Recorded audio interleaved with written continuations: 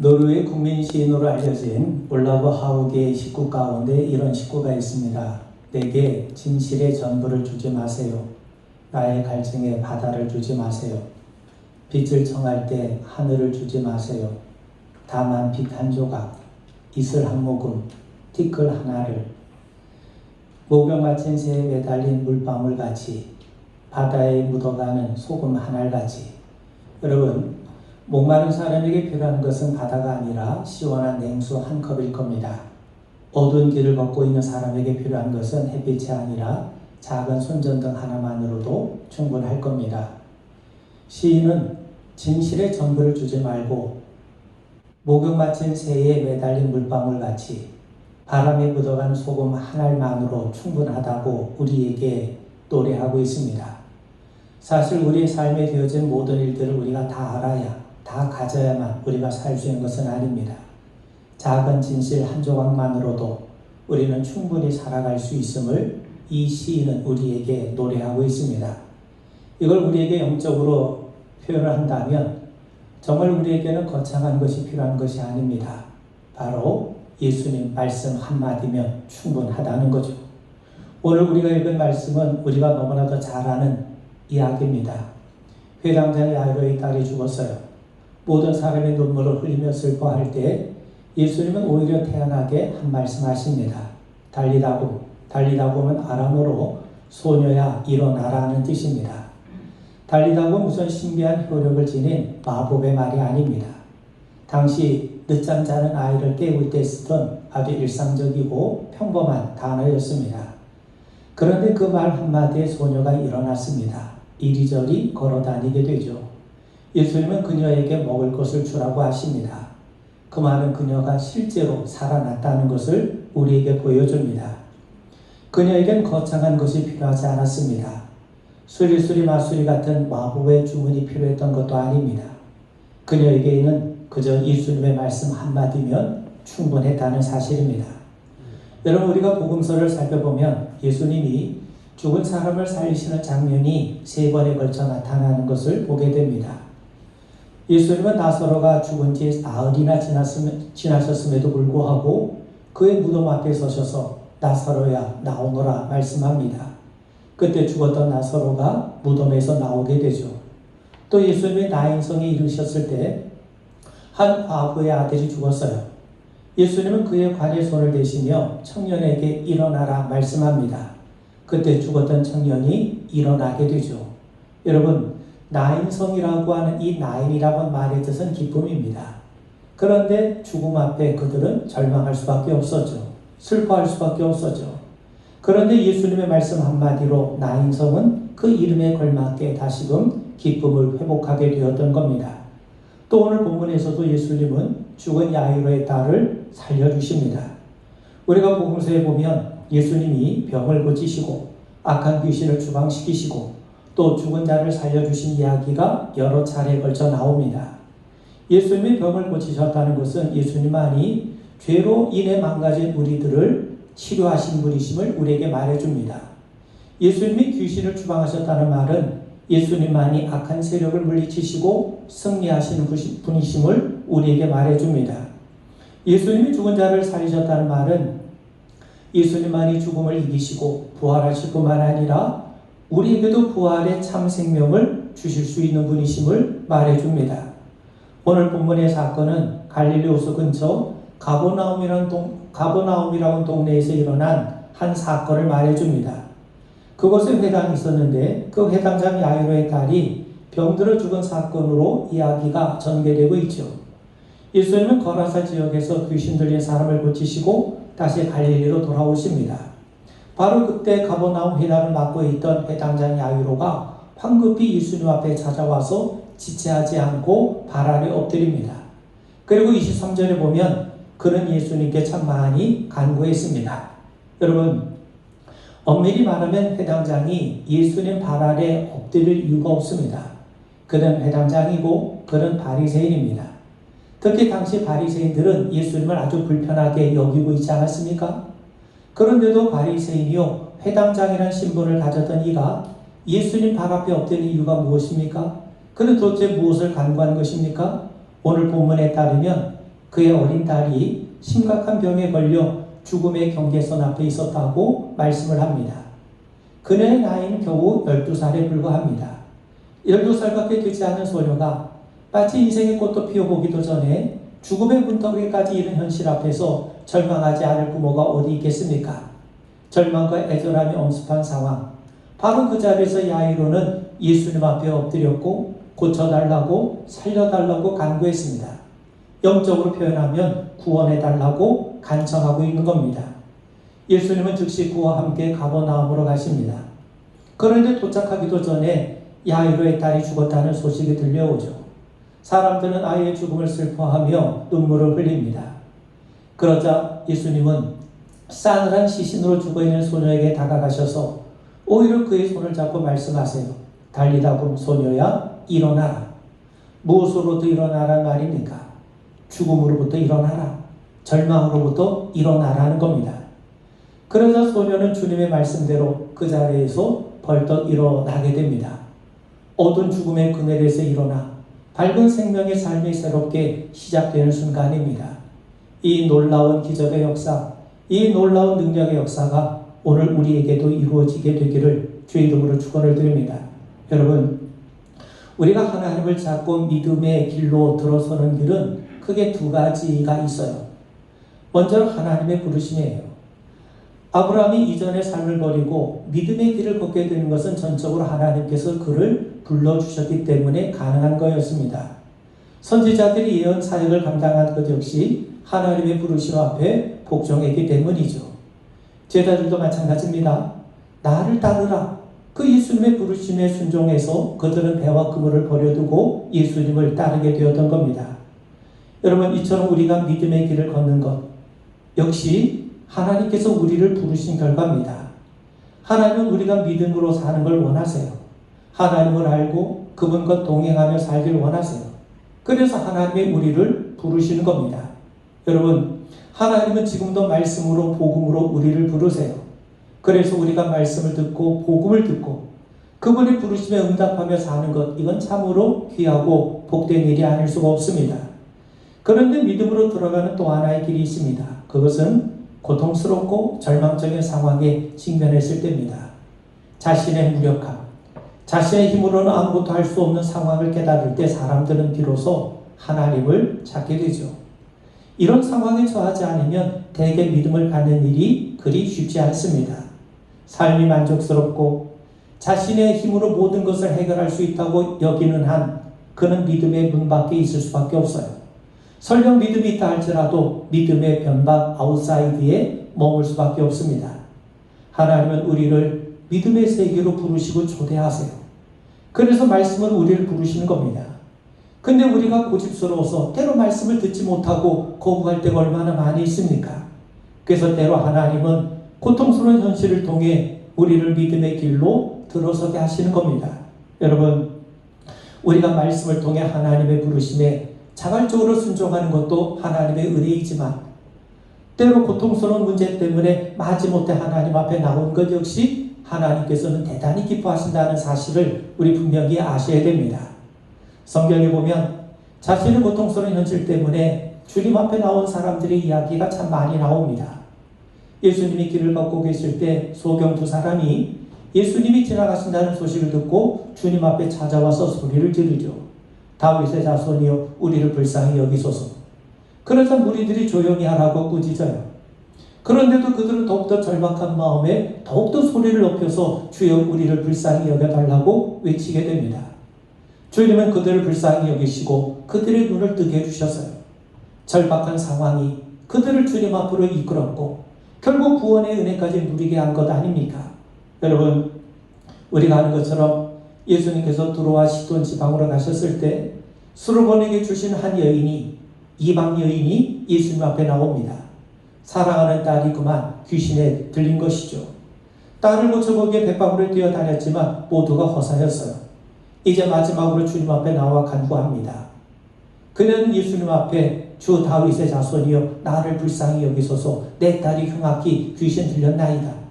사실 그는 이방 여인이에요. 하나님에 대해서 알지 못합니다. 그런데도 주 다윗의 자손이여, 즉 예수님이 나는 잘 알지 못하지만 당신의 말로 우리의 메시아임을 믿습니다. 이렇게 고백하면서 간구해요. 그런데 예수님은 아무 말씀도 하지 않으십니다. 오히려 제자들이 예수님을 거들게 되죠. 그 여자가 우리 뒤에서 소리를 지르오니 보내소서. 여자가 귀찮게 소리 지르니까 빨리 보내시는 게 좋겠다고 오히려 제자들이 거들어줍니다. 그런데도 예수님은 아무런 반응을 보이지 않으세요. 그런데도 여인은 낙심하지 않고 더 열심히 우리 주님 앞에 간구합니다. 그러자 주님이 가던 길을 멈추시고 대답하세요. 나는 이스라엘 집에 잃어버린 양 외에는 다른 데로 보냄을 받지 아니하였노라. 여러분, 예수는 여인의 간구를 무시하는 것을 넘어서 아예 여인의 간구를 냉정하게 거절하십니다. 여러분, 예수님께 거부당한 여인의 심정을 이해할 수 있겠습니까? 모든 사람들에게 그렇게 따뜻하고 인자하셨던 예수님이 왜 이 여인에 대해서만큼은 그렇게 냉정하게 대하실 수 있단 말입니까? 그런데 바로 그때 여인이 한 일이 무엇입니까? 성경은 여인이 주님 앞에 나와 절을 했다고 말씀해요. 절을 했다는 것은 자신이 할 수 있는 최고의 경배를 주님 앞에 드렸다는 겁니다. 그런데도 예수님은 차마 입에 담기 어려운 말씀을 하시죠. 자네의 떡을 취하여 개들에게 던짐이 마땅하지 아니하니라. 이건 단순히 거절을 뛰어넘어서 인간 자체에 대한 모욕입니다. 주님의 입에서 나온 악플 중에 최고의 악플인 것이죠. 그런데 여인이 어떻게 반응합니까? 주여 올소이다. 그러나 개들도 제 주인의 상에서 떨어지는 부스러기를 먹나이다. 이 말씀을 들으시고 예수님께서 기뻐하십니다. 여자의 네 믿음이 크도다. 네 소원대로 되리라. 주님은 그녀의 소원을 들어주십니다. 그의 딸이 깨끗하게 고침을 받게 되었던 거죠. 여러분, 이 여인은요, 당대 최고의 문명을 자랑하던 헬라 여인입니다. 그는 유대사회 촌분 예수라는 사람의 모욕적인 언사에 어쩌면 심히 마음이 상했을지도 모릅니다. 그럼에도 그녀가 안고 있는 절박한 상황이 그런 모욕에도 불구하고 예수님 앞에 나아가게 했던 겁니다. 그리고 주님의 부스러기 은총만이라도 받아 누릴 수 있게 했던 것이죠. 여러분, 오늘 본문에 나오는 야이로도 마찬가지입니다. 앞서 말씀드린 것처럼 그녀는 그 역시 주님 앞에 무릎을 꿇을 수 있는 그런 사람이 아닙니다. 그는 회당장이죠. 회당장은 회당 운영의 최고 책임자입니다. 회당에서 이루어진 모든 일을 관장합니다. 성경 두루마리를 보관하는 책임을 갖고 있어요. 동시에 회당장은 그 지역의 재판관 역할도 합니다. 배교자나 이단자를 추방할 수 있는 그런 권한도 가지고 있어요. 회당장 정도면 유대 사회에서 존경을 한 몸에 지닌 사람입니다. 그런데 그런 사람이 자신의 체면 다 내려놓고 예수님 앞에 나와 엎드려요. 그의 눈에 비친 예수는 사실 사역을 시작한 지 얼마 되지 않은 무명의 선지자에 불과합니다. 정통 랍비 출신도 아닙니다. 단지 시골 출신 목수의 아들에 불과합니다. 그를 따라다니는 제자들 역시 무명의 뜨대기에 불과하죠. 그런데도 고귀한 신분의 회당장이 무명의 예수의 발 앞에 엎드렸습니다. 발 아래 엎드렸다는 것은요, 예수 앞에서 자신의 체면 다 내려놓고 자신의 자존심 다 내려놓고 자신의 연약함을 인정할 뿐만 아니라 동시에 예수님을 최고로 존경한다고 하는 그런 의미가 담겨 있어요. 회당장이 자신의 지위와 체면을 무릅쓰고 엎드린 것은 그만큼 자신의 문제가 절박했기 때문입니다. 그는 지금까지 회당장이라고 하는 지위를 이용해서 별의별 노력을 다 기울여 왔을 겁니다. 그런데 죽어가는 아이를 살릴 길은 막막하기만 하죠. 그는 이제 마지막 희망을 예수님 앞에 두고 찾아와 엎드려요. 그가 처한 절박한 상황이 회당장이라고 하는 지위와 체면을 무시하고 예수님 앞에 나오게 만들었던 겁니다. 여러분, 만약 이 사람에게 사랑하는 딸이 죽어가는 그 고통스러운 현실이 없었다면 과연 주님 앞에 나올 수 있었겠습니까? 우리 중에서도 인생의 쓴맛이 없었던들, 삶의 모진 풍랑이 없었던들, 감히 주님 앞에 손들고 나올 수 있는 사람이 몇이나 되겠습니까? 육체의 질병이나 물질적인 빈궁이나 궁핍한 환경은 아니더라도 자신의 불안과 정신적인 고뇌와 영적인 목마름이 없었던들 어찌 믿음의 문을 두드릴 수 있었겠습니까?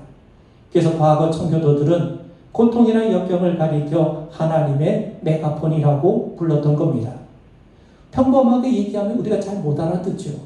근데 메가폰을 가지고 크게 소리를 외치면 그 말귀를 알아들을 겁니다. 하나님은 말씀으로 우리를 부르시지만 때로 하나님은 이러한 고통을 통해서 더 큰 목소리로 더 절실하게 주님 앞으로 우리를 부르고 계시다는 거죠. 여러분, 아프리카 의료 선교사 활동했던 다니엘 화움진 박사가 이런 얘기를 합니다. 어느 날 트럭을 몰고 병원을 향해 가고 있었는데 연로하신 할머니 한 분이 머리에 장작 땔감을 잔뜩 입어서 땀을 뻘뻘 흘리며 길을 걷고 있는 모습이 보인 거예요. 그래서 차를 멈추고 할머니를 태워줍니다. 그리고 한참을 달리다가 트럭 위에 타고 있는 할머니가 어떻게 있는지 궁금해서 백미러로 이렇게 보면서 깜짝 놀랐다는 겁니다. 왜냐하면 트럭에 타고 있던 할머니가 그 무거운 장작더미를 트럭 위에 내려놓으면 될 텐데 계속 자기 머리 위에다 이고 있었기 때문인 거죠. 여러분, 무거운 장작을 내려놓으면 되지 않겠습니까? 그런데 트럭을 타고 있으면서도 여전히 무거운 짐을 머리에 지고 끙끙거리고 있었다는 겁니다. 예수님 우리에게 말씀하세요. 수고하고 무거운 짐진 자들아 다 내게로 오라. 내가 너희를 쉬게 하리라. 여기서 중요한 말은요, 다입니다. 다 오라는 거예요. 수고하고 무거운 짐진 자들은 다 오라. 주님은 어느 누구를 외면하지 않으세요. 조건을 걸어두고 계시지 않습니다. 그런데도 우리는 얼마나 자주 이 말씀을 잊어버리고 살아갑니까? 여러분, 우리가 안고 있는 문제가 무엇이든지 그 문제를 지닌 채 생명의 근원이 되시는 우리 주님 앞으로 나오셔야 됩니다. 체면이 문제가 아닙니다. 위신이 문제가 아니죠. 남의 이목이 문제가 아닙니다. 자존심이 문제가 아닙니다. 환경이 문제가 되어서도 안 됩니다. 세상의 그 어느 것도 우리가 주님 앞에 나오는 것을 방해하거나 해방해서는 안 됩니다. 야이로처럼 주님 앞에 무릎을 꿇으시고 간구하십시오. 그 문제를 통해 우리가 하나님 앞에 나아갈 수만 있다면 그것은 분명 우리에게 축복이 됨을 믿으시길 바랍니다. 하나님께서 참된 치유와 회복의 역사로 응답하실 줄 믿습니다. 여러분, 어떤 사람은 요즘 우리 한국교회 기독교가 치매에 걸려 있다고 한탄을 합니다. 여러분, 우리는 하나님의 거룩하심을 잊고 있어요. 그리스도의 사역을 놓치고 있습니다. 성령의 능력을 외면하고 있습니다. 진리의 말씀을 홀대하고 있습니다. 우리는 하루속히 이 영적인 치매에서 벗어나야 됩니다. 다시금 그리스도 예수의 은혜와 능력을 되찾아야 됩니다. 주님 앞에 엎드렸을 때 우리에게 요구되는 것은 믿음이에요. 예수님은 우리의 믿음을 원하세요. 성경을 우리가 읽다 보면 예수님이 병자들을 고치실 때 주로 이런 말씀을 하신 것을 보게 됩니다. 내 믿음이 너를 구원하였느니라. 내 믿음이 크도다. 내 믿음대로 되리라. 저의 믿음을 보시고 불쌍히 여기사 고치셨느니라. 또한 백부장의 하인을 고치실 때에도 이스라엘 중 아무에게서도 이만한 믿음을 보지 못하였노라 하시면서 이 백부장의 믿음을 칭찬해 주지 않으셨습니까? 여러분, 그런 다음에 유대인들에 대해서는 믿음이 없는 세대라고 책망하셨어요. 풍랑에 떨궈낸 제자들에 대해서는 믿음이 적은 자들아 하시며 그들의 믿음 없음을 안타깝게 여기셨어요. 또 고향에서는 그들이 믿음이 없음으로 인해서 더 많은 능력을 행하실 수 없었다고 말씀하십니다. 주님은 우리의 믿음을 원하세요. 그렇다면 우리는 과연 주님 보시기에 어떤 믿음을 가지고 있습니까? 내 믿음이 크다. 내 믿음이 너를 구원하였다. 이런 소리를 들을만 합니까? 아니면 믿음이 작은 자라는 소리를 듣고 있습니까? 이제 예수님은 야이로의 간청대로 그의 집을 향해 가세요. 야이로는 희망을 갖고 급히 서둘렀을 겁니다. 한시가 급하죠. 딸의 문제는 촌각을 다투는 문제입니다. 한시 앞에 고쳐지길 원했을 겁니다. 근데 전혀 예기치 않은 사건이 발생하고 맙니다. 집을 향해 가시는 도중에 12해를 혈루증으로 앓고 있었던 여인이 고침받은 사건이 발생한 거죠.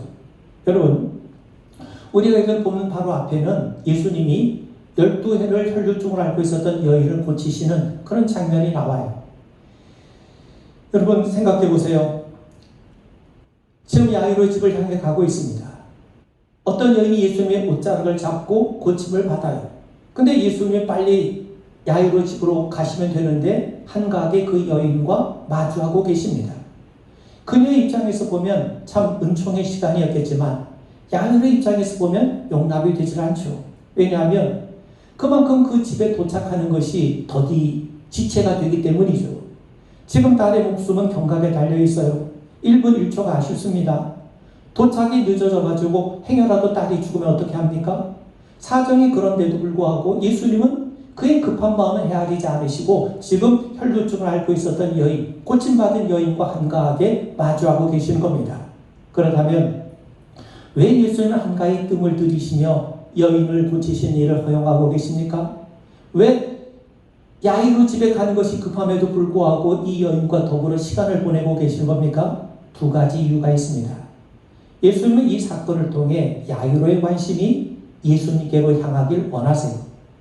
기적 자체보다 그 기적을 이루신 하나님께로 우리의 관심이 모아지는 것을 원하신다는 겁니다. 우리가 기적을 체험하는 것 중요합니다. 그런데 우리가 기적을 체험하는 것보다 더 중요한 것은 우리가 하나님을 온전히 알아가는 거예요. 우리가 하나님을 온전히 알고 그분과 깊은 관계를 맺으며 그분을 경배하는 겁니다. 그것이 더 중요하고 더 우선적인 일임을 우리는 분명히 알아야 됩니다. 여러분, 지금 회당장이 예수님 앞에 나온 것은 주님을 온전히 알고 싶기 위해서 나온 것이 아니라 지푸라기라도 잡고 싶은 심정에서 나온 겁니다. 그런 그의 마음에 주님은 시간을 지체하면서까지 그의 마음속에 심어주길 원하신 것이 바로 이겁니다. 주님이 함께 하시면 되는구나. 그분만이 나의 구세주가 되시는구나. 정말 예수님이 하나님이시고 내가 처음에 그분 앞에 엎드렸는데 정말 그분 앞에 엎드리는 것은 마땅한 일이구나. 여러분, 예수님은 그의 마음속에 주님에 대한 분명한 믿음이 심어지길 원하셨던 겁니다.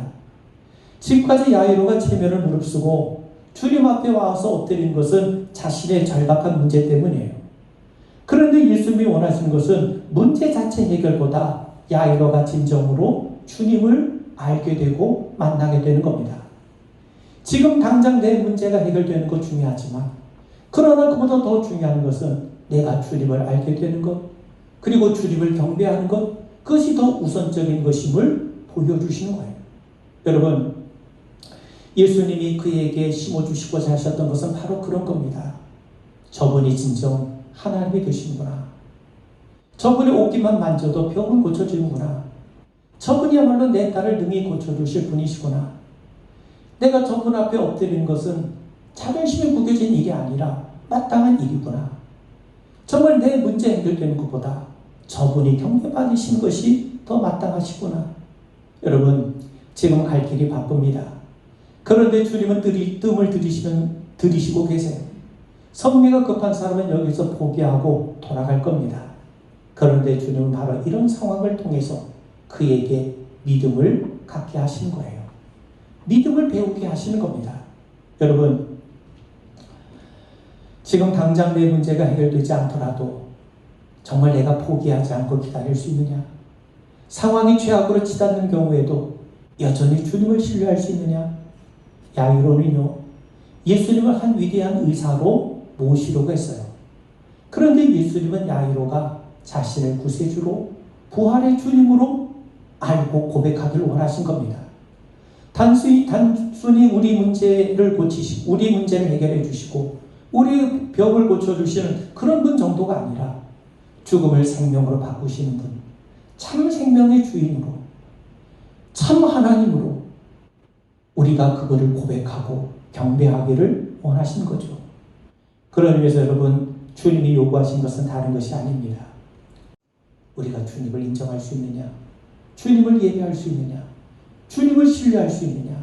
그것이 참된 믿음임을 우리에게 가르쳐주고 계신 겁니다. 여러분, 자신이 당하는 고난의 정확한 이유를 아는 사람은 하나도 없습니다. 그래서 고난은 또 삶은 신비요, 해석할 수 없는 경우가 많이 있죠. 우리가 모든 것을 다 알아야만, 내가 모든 수단과 방법을 다 가져야만 고난을 극복하는 것은 아닙니다. 지금 하나님이 전해주시는 은혜의 작은 조각 하나, 우리를 사랑하시고 우리의 아버지가 되신다고 하는 그 하나님의 말씀, 모든 것을 합력하여 서로를 이루어주시는 하나님의 약속, 그 말씀 하나하나를 우리가 따르다 보면 우린 어느덧 하나님의 선하심을 경험하게 될 겁니다. 여러분, 작다라고 하는 의미의 영어 단어를 small이라고 합니다. small이라는 말은 작다는 말이죠. 근데 그 small이라고 하는 단어를 우리가 분해해 보면 그 안에 모든 것, all이라고 하는 말이 담겨져 있어요. 하나님의 행하신 일이 작은 것처럼 보여도 실상 그 안에 모든 것이 다 들어있다는 거예요.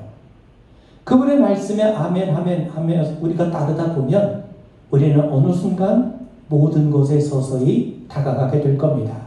여러분, 예수님이 다시 야이로의 집을 향하세요. 그런데 회당장집에서 사람이 와서 이렇게 말합니다. 당신의 딸이 죽었나이다. 어찌하여 선생을 더 괴롭히나이까? 이제 상황이 종료되었으니 굳이 예수님이 오실 필요가 없다는 거죠. 그때 주님이 야이로에게 뭐라고 말씀합니까? 36절에 보면 두려워 말고 믿기만 하라. 여러분, 방금 전 혈루증을 앓고 있었던 여인에게 예수님이 하신 말씀이 뭡니까? 네 믿음이 너를 구원하였으니 평안히 가라. 여인은 믿음으로 고침을 받았어요. 예수님의 시간을 지체한 이유가 바로 여기에 있다는 겁니다. 바로 이 사실을 야이로에게 가르쳐 주길 원하셨던 거죠. 여인이 믿음을 통해 고침받은 것을 기억하고 주님을 끝까지 믿으라는 겁니다. 주님이 도착하셨을 때 그 집은 온통 초상 분위기로 모두가 절망에 빠져 있었어요. 주님은 사람들이 울며 심히 통곡함을 보시고 한 말씀 하십니다. 39절에 보면 그들에게 이르시되 너희가 어찌하여 떠들며 우느냐? 이 아이가 죽은 것이 아니라 잔다 하시니. 그러자 여기저기서 비아냥거리는 소리가 들립니다. 그러자 주님은 야이로와 함께 죽은 아이에게로 가세요. 그리고 그녀의 손을 잡고 말씀합니다. 달리다 내가 네게 말하노니 소녀야 일어나라. 그러자 소녀가 일어나 걸었다고 성경은 우리에게 분명히 말씀합니다. 여러분, 주님은 야이로에게 두려워하지 말고 믿기만 하라고 말씀하세요. 병을 낫게 하고 절망을 희망으로 바꾸고 사람이 할 수 없는 일을 할 수 있는 능력과 주권이 하나님께 있음을 믿으셔야 됩니다. 고치는 능력이 주님께 있죠. 그리고 믿음은요, 하나님의 능력이 내게 임하는 통로가 돼요. 하나님은 믿음을 도구 삼아 일하세요. 믿음을 통로 삼아 당신의 은혜와 능력을 부어주십니다. 그런 의미에서 믿음은요, 하나님의 은혜와 능력이 내게 임하는 파이프와 같습니다. 그러면 왜 믿음을 통해서 하나님이 일하시는가? 믿음이 없이 이루어지면 우리는 그걸 통해 하나님을 신뢰할 수가 없습니다. 믿음을 갖고 이루어지는 것을 통해서 우리는 하나님을 더 알게 되고 더 하나님을 신뢰하게 되고 더 하나님과 동행하게 되는 거죠. 믿음은 그래서 하나님과 우리 사를 이어줍니다. 그리고 믿음을 통해 우리는 하나님의 세계, 은혜의 세계에 더 가까이 나아가게 되는 겁니다. 여러분, 오늘 말씀을 정리합니다. 여러분, 우리에게는 예수님 말씀 한마디면 충분합니다. 풍랑을 만난 제자들, 잠잠하라는 예수님의 말씀 한마디로 그들은 무사히 호수를 건너지 않았습니까? 주님 말씀하시죠. 할 수 있거든이 무슨 말이냐? 믿는 자에게는 능치 못할 일이 없느니라. 예수님 베드로에게 깊은 데로 가서 금을 던지라고 하셨어요. 베드로가 믿음으로 응답을 하죠. 주여 말씀하시오니 내가 그물을 던지리이다. 주님이 말씀하시면 됩니다. 주님이 달리다고 하시면 우리는 일어나는 겁니다. 주님은 우리에게 두려워하지 말고 믿기만 하라 라고 말씀하세요. 믿음을 가진 자만이 달리다고 하시는 주님의 음성을 듣게 될 겁니다. 주님은 말씀 한마디에 죽었던 소녀가 살아나는 그 귀한 축복을 예배해 놓으시고 야이로의 믿음을 더욱 굳세게 다듬어 가셨던 겁니다. 사랑하는 성도 여러분, 오늘 우리에게 이 믿음이 채워지길 바랍니다. 그래서 주님이 달리다고 하시는 음성을 듣고 주저앉은 자리에서 다시금 힘차게 일어서게 되는 우리 모든 교회의 성도 되기를 주의 이름으로 축원을 드립니다. 우리 기도하겠습니다. 우리에게는 주님의 말씀 한마디면 충분함을 믿습니다. 주님 달리다고 하실 때 죽은 소녀가 일어난 것처럼 오늘 주님의 말씀이 오늘 우리의 삶 속에 살아 역사하는 능력의 말씀이 됨을 믿고 고백합니다. 우리에게 믿음을 더하여 주시고 믿음으로 말씀 앞에 더 가까이 나아가는 성도 되게 하시옵소서.